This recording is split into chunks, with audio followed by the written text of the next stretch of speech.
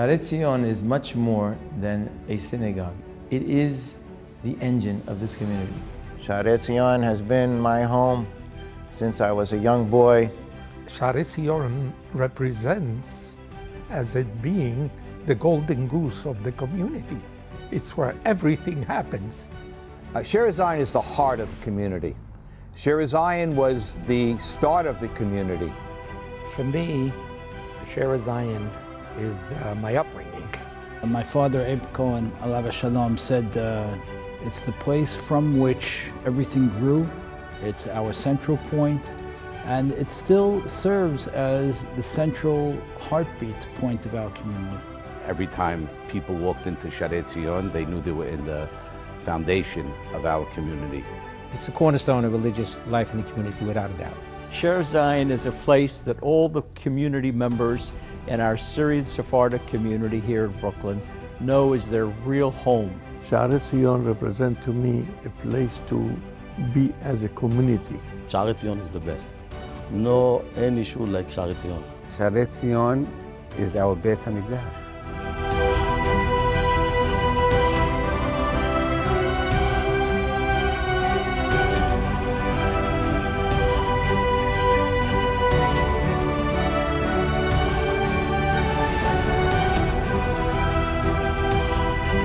There was no synagogue, SY synagogue, from Brighton Beach to Church Avenue. None. Zero. The need was unbelievable, the need. So we opened up before Rosh Hashanah. The place was a show place. You cannot believe it. I had to hire 10 security guards. We saw ladders, and they were installing the chandelier. Abat Shalom, my daughter Stephanie, used to love to dress and come to shul during the holidays. And I had an opportunity to dedicate the balcony to my daughter. In the early 1990s, the inherent community that had been here had been growing dramatically, thank God. And we were blessed with our families being reunited from Syria. And here, Shaare Zion, as the mother congregation, my father felt very strongly that this was the place for everyone, and we had to accommodate the additional space needed. So I'll never forget, there was a Shabbat morning, and my father announced that there would be a 50% expansion in the size of the building.